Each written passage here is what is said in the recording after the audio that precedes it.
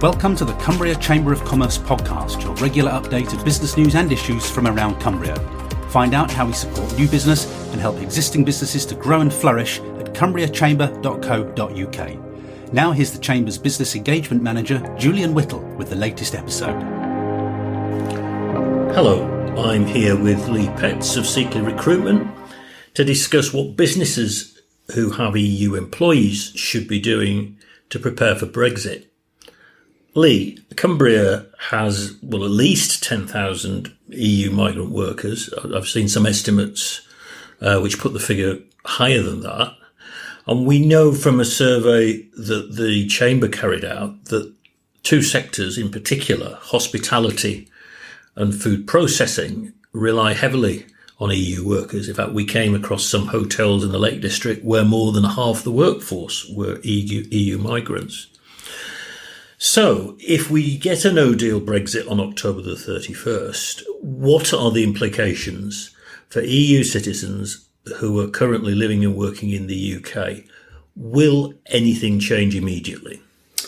The reality is there are a number of changes that we will experience as a result of a no-deal Brexit, but we have got breathing space. I think the government recognises the importance to UK businesses and the UK economy of that European workforce, and it's worked very hard, I think, in the last few months, particularly to put in place measures that will enable them to continue to work here and live here in the UK with very little in the way of immediate change. And I do think that's really important for businesses and their employees to understand that there isn't going to be some kind of guillotine that just comes down and means that everybody that works here now, in the event of a no-deal Brexit, will suddenly have to up sticks and go home or go work in another European country. That's not the case. So people have time to pause and reflect before making what might be for individuals pretty life-changing decisions, and what might be for businesses very detrimental decisions that would affect their staffing levels. And it's not just EU citizens, is it, that are potentially affected by Brexit? Because it's the wider European Economic Area. So you've got citizens of countries like Iceland and Norway and Switzerland. Indeed, yes. So although we are departing the European Union, some of these changes will affect colleagues from those other countries in the European Economic Area, as you rightly say. So no immediate impacts on the 31st of October, but longer term, there's something called the EU settlement scheme. We could talk through what that is, who should register under it, and why they should. Okay, so the settlement scheme, as the name implies, is a government scheme intended to give European citizens the rights to remain in the UK on a long-term basis. It's not the same as UK citizenship, so it's more about the right to remain. And it's to provide that certainty and clarity for those European workers so that they know they are valued here and they have that long-term right to remain. Now, in order to qualify to join the EU settlement scheme, they must be living in the UK on the day that we leave the European Union. Okay, So that's important. So they must be able to demonstrate that they were resident in the UK on the 31st of October, if that's the day that we leave the European Union. Anybody that wants to enter the country after that will be subject to slightly different arrangements.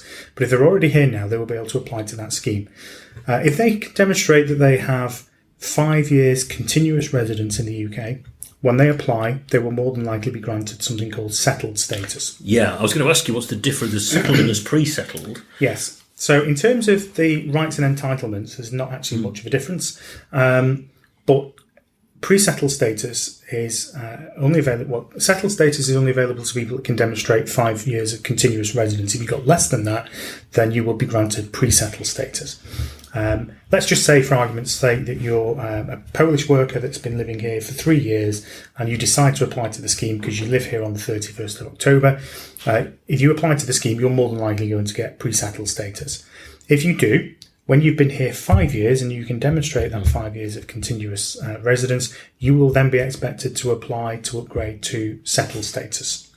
But in terms of the benefits and the rights and entitlements, the thing like the NHS and so on, there's no difference between the two statuses. It's purely about how long somebody has already lived here in the UK. And is registration going to be straightforward? I mean, are there any fees involved, and what documents are they going to need to register?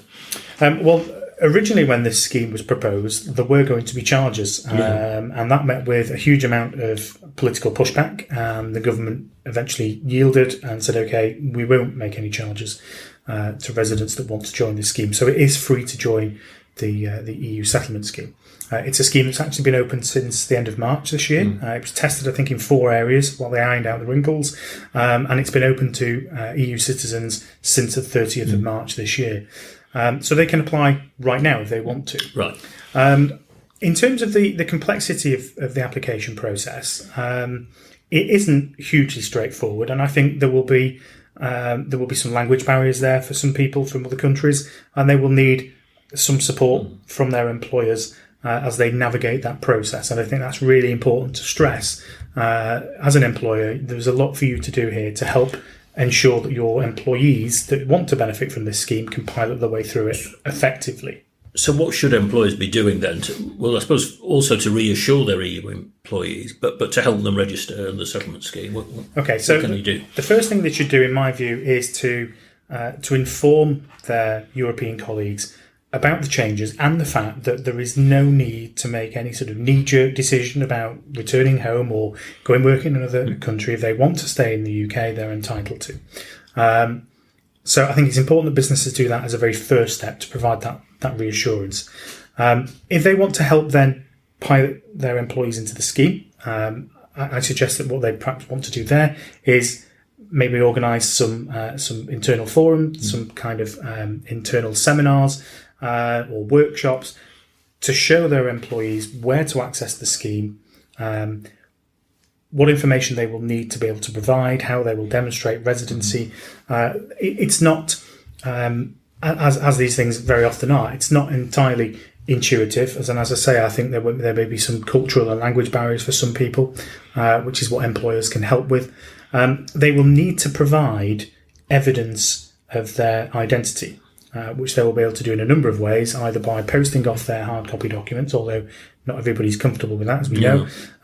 So they will be able to scan those documents using a dedicated Android app on an Android smartphone and upload it to the Home Office that way, or they will be able to take their hard copy documents to one of a number of locations around the UK and have them scanned for them.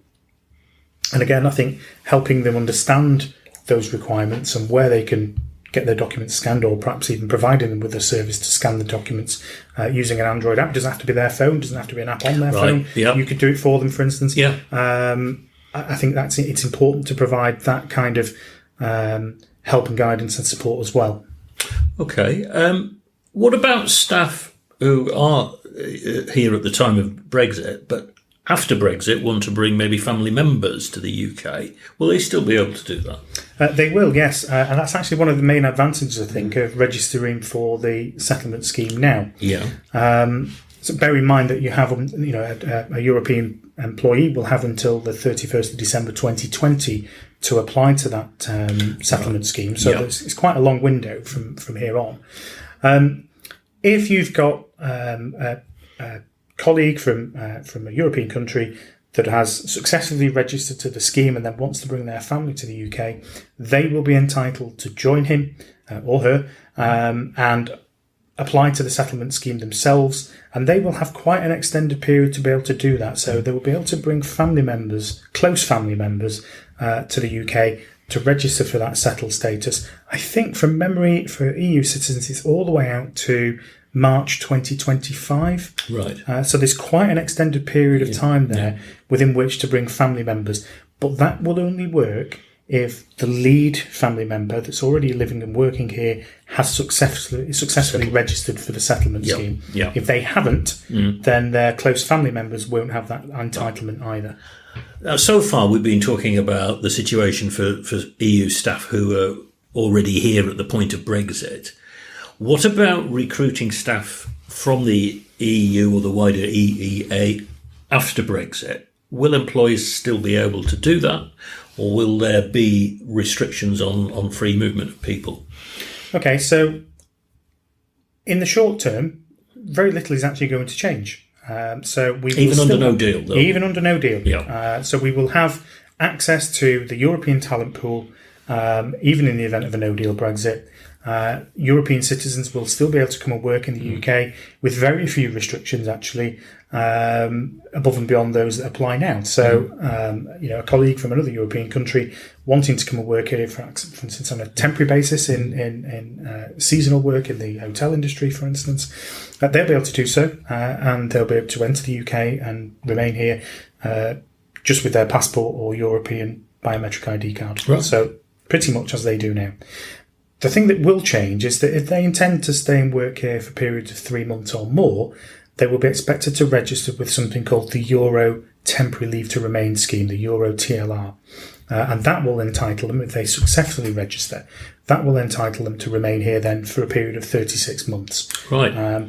But they will have until the 31st of December 2020 to be able to take advantage of that 3-month temporary access or to register with the TLR scheme. So somebody could theoretically come to the UK, work in 3-month blocks for the whole of next year, and then on the 31st of December next year apply to the Euro TLR scheme and actually then end up benefiting from 36 months of leave to remain. I mean, that date seems to be 31st of December 2020 seems to be quite significant. Do we know what happens beyond that then? Yeah, so after the 31st of December 2020, so we clock round into the 1st of January 2021, we are expected to then have a points-based immigration scheme, so very similar to that's employed in Australia, for example.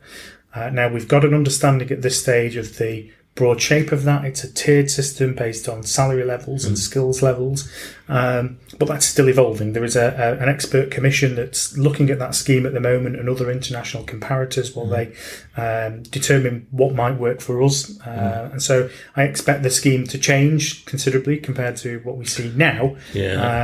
But that's the direction of travel. I know there's a lot of anxiety, particularly with some of the employees in the two sectors that we were talking about earlier, hospitality and food, that there would be a salary floor. I mean, it was a figure of £30,000 a year was mentioned. And of course, the vast majority of EU workers in Cumbria would be below that and therefore wouldn't qualify, for the scheme. So that's very much one to watch and a work in progress.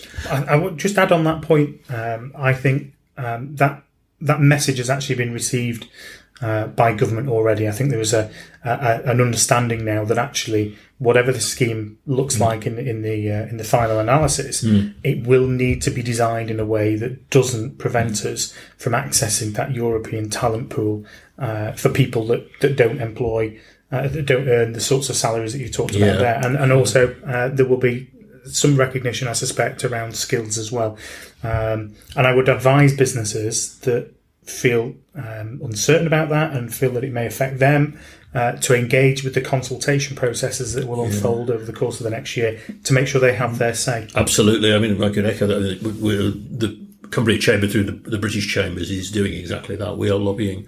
But to come back to the subject in hand, I wondered, any changes to right to work checks that employers will have to carry out on EU staff? Okay, so the guidance that's available at the moment says that there will be no additional right to work checks for employers to make other than establishing that they are who they say they are based on their passport or their European biometric ID card. And that is it at the moment. There is no expectation of employers to make a distinction between European workers that were here before Brexit or after Brexit, or that are here on a 3-month temporary basis, or that have registered for the Euro TLR. So that's the official line. I think it would be prudent for businesses, because policy could change, governments can change, as we know. I think it would be prudent for businesses to develop some kind of internal record-keeping system where they make some additional checks of their own about the status of their European employees and whether or not they've registered successfully for things like the Euro TLR or the settlement scheme, if for no other reason than to identify appropriate inflection points at which to engage with those employees and offer them assistance. Right. But I think it would also be prudent to keep appropriate records of where those employees are at, so the policy does change and there is a future risk of some kind of enforcement action being taken. Businesses are better prepared and more resilient. I mean, before we wind up, it might be worth touching on a slightly different topic, and that's what about businesses that need to send their UK staff to work in the EU after Brexit? Will they face any restrictions? They will, and it will depend on what they're intending to do. So for employees that visit other European countries purely for business meetings, for instance, or to sell or to attend trade fairs, they may encounter some additional immigration controls. They may need some temporary visas, for instance, and that will be determined on a country-by-country basis. That is one of the, I suppose, the bigger complexities around exiting the European Union. What we perceive to be free movement at the moment and our ease of access with a UK passport, that may change in some cases, and there may be some additional entry requirements. But that would apply whether they're travelling for business or for personal reasons, as a tourist, for instance. The distinction is to be made between those that travel to Europe purely for business and those that travel to Europe to work and deliver services. Right. So that's the distinction. Yeah. Somebody who isn't just simply visiting a trade fair or meeting with a client or perhaps attending a meeting of their head office in Germany, if they're there to deliver services of some kind, whether that's consultancy, for instance, or engineers that go and carry out installation and maintenance work, for argument's sake, then if they're providing services, there may be some additional requirements, not just immigration controls. They may need a work permit. They may also need to make social security payments in the countries where they're working and here at home. So they will still have to pay national insurance contributions through pay as you earn here, but they may need to pay social security contributions in the country where they're working. It doesn't look like there's any kind of de minimis policy there at the moment. So if you're only there for a day, does that really count? And the only way to find out is to go and look at the country by country specific information on social security requirements in those countries. And that process isn't going to be a very simple, quick process. There will be a degree of fact-finding. It's not intuitive.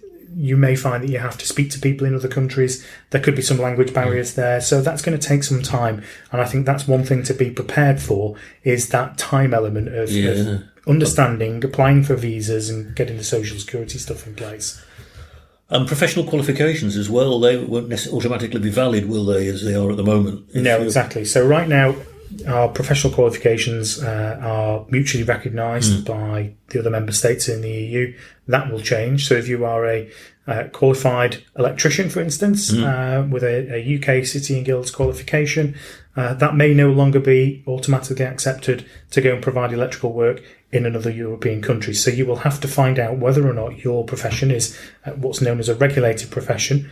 There is a database that you can search to try and identify whether yours is a regulated profession, and if so, what body you will need to speak to and what actions you will need to take to have your qualifications recognised. So I suspect that will apply particularly to things like accountancy, legal services, to solicitors, doctors, nurses, those sorts of roles, with those kinds of qualifications. Thanks, Lee. That's been very helpful. You can learn more. There's a lot more detail in a webinar that Lee's done, and you can watch that on the Chamber's website at cumbriachamber.co.uk/Brexit. And if you've got any Brexit related questions, feel free to call our Brexit hotline on 0845 226 0040.